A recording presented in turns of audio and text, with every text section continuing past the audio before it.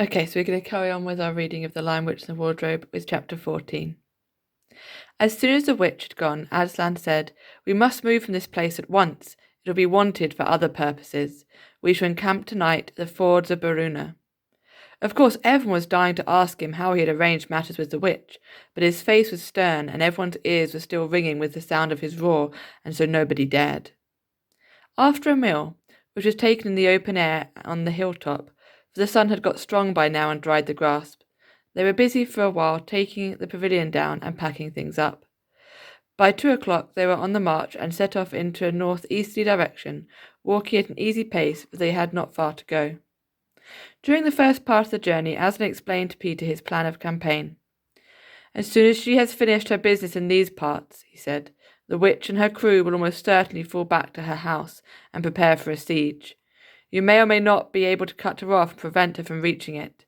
And then," and he went on to outline 2 plans of battle, one for fighting the witch and her people in the wood, and another for assaulting her castle. And all the time he was advising Peter on how to conduct the operations, saying things like, "You must put your centres in such and such a place," or "You must put scouts to see that she doesn't do so and so," till at last Peter asked, "But you'll be there yourself, Aslan?"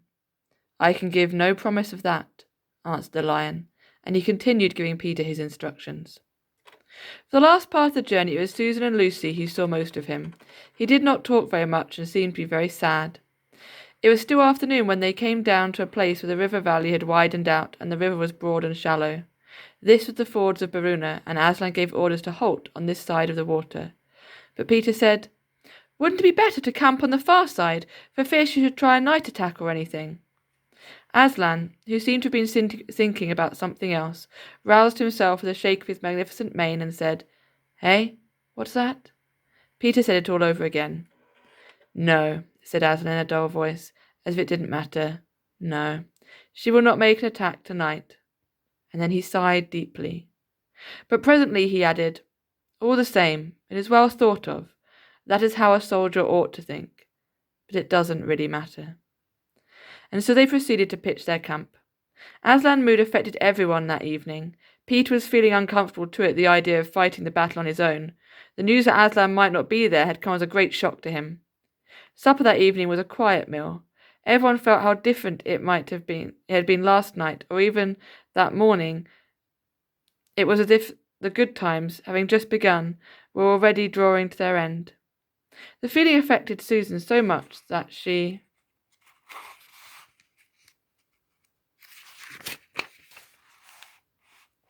couldn't get to sleep when she went to bed. And after she had lain counting sheep and turning over and over, she heard Lucy give a long sigh and turn over just beside her in the darkness. "Can't you sleep either?" said Susan. "No," said Lucy. "I thought you were asleep." "I say, Susan." "What?" "I have a most horrible feeling, as if something were hanging over us." "Have you? Because, as a matter of fact, so do I." "Something about Aslan," said Lucy. "Either something dreadful is going to happen to him, or something dreadful that he's going to do." "There's been something wrong with him all afternoon," said Susan. "Lucy, what was it he said about not being with us at the battle? You don't think he could be stealing away and leaving us tonight, do you?" "Where is he now?" said Lucy. "Is he here in the pavilion?" "I don't think so." "Susan, let's go outside and have a look around. We might see him." "All right, let's," said Susan. "And we might just well be doing that as lying awake here." Very quietly the 2 girls groped their way among the other sleepers and crept out of the tent. The moonlight was bright and everything was quite still, except for the noise of the river chattering over the stones. Then Susan suddenly caught Lucy's arm and said, "Look!" On the far side of the campground, just where the trees began, they saw the lion slowly walking away from them into the wood. Without a word they followed him. He led them up the steep slope out of the river valley and then slightly to the right, apparently by the very same route which they had used that afternoon in coming from the hill to the stone table. On and on he led them, into dark shadows and out into the pale moonlight, getting their feet wet with the heavy dew. He looked somehow different from the Aslan they knew. His tail and his head hung low, and he walked slowly as if he was very, very tired. Then, when they were crossing a wide open place, where there were no shadows for him to hide in, he stopped and looked round. It was no good trying to run away, so they came towards him. When they were closer, he said, "Oh, children, children, why are you following me?" We couldn't sleep, said Lucy, and then felt sure that she need say no more, and that Aslan knew all they'd been thinking. Please, may we come with you, wherever you're going, said Susan. Well, said Aslan, and seemed to be thinking. Then he said, I should be glad of company tonight. Yes, you may come, if you will promise to stop when I tell you, and after that leave me to go on alone. Oh, thank you, and we will, said the two girls. Forward they went again, and one of the girls walked on each side of the lion, but how slowly he walked, and his great royal head drooped so that his nose nearly touched the grass. Presently he stumbled and gave a low moan. Aslan, dear Aslan, said Lucy, what is wrong? Can't you tell us? Are you ill, dear Aslan? Said Susan. No, said Aslan. I am sad and lonely. Lay your hands on my mane so I can feel you are there, and let us walk like that. And so the girls did what they would never have dared to do without his permission, but what they had longed to do ever since they first saw him, buried their cold hands in his beautiful sea of fur, and stroked it, and so doing walked with him. And presently they saw where they were going with him, up the slope of the hill on which the stone table stood. They went up on the side where the trees came furthest up, and when they got to the last tree, it was the one that had some bushes about it, Aslan stopped and said, Oh, children, children, here you must stop, and whatever happens, do not let yourselves be seen. Farewell. And both the girls cried bitterly, though they hardly knew why, and clung to the lion and kissed his mane and his nose and his paws and his great sad eyes. Then he turned from them and walked down on to the top of the hill, and Lucy and Susan, crouching in the bushes, looked after him, and this is what they saw.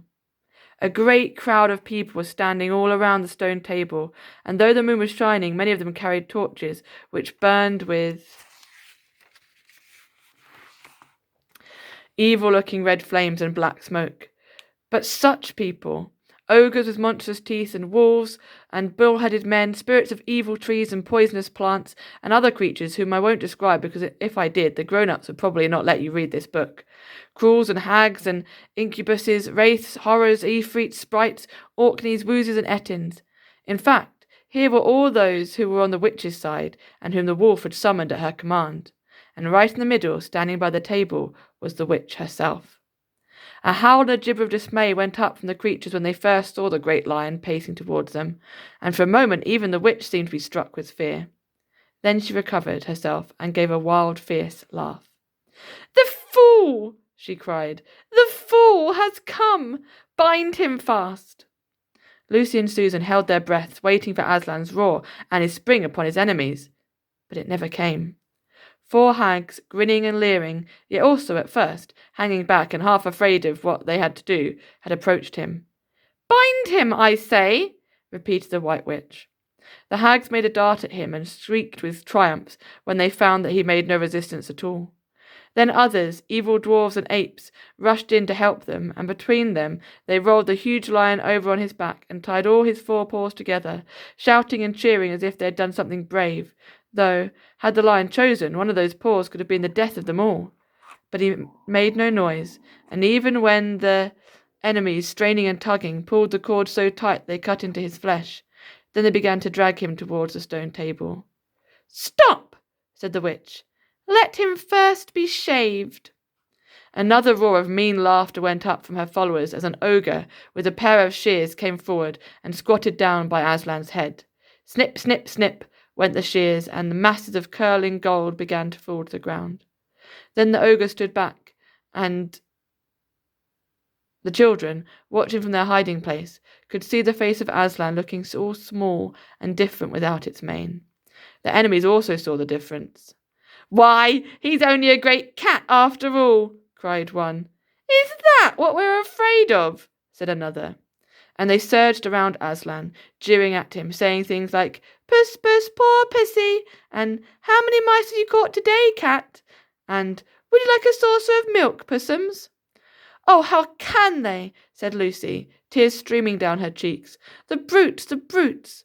For now that the first shock was over, the shorn face of Aslan looked to her braver and more beautiful and more patient than ever. Muzzle him, said the witch. And even now, as they worked about his face putting on the muzzle, one bite from his jaws would have cost 2 or 3 of them their hands. But he never moved. And this seemed to enrage all the rabble. Everyone was at him now. Those who'd been afraid came near even after he was bound again to find their courage. And for a few minutes, the 2 girls could not even see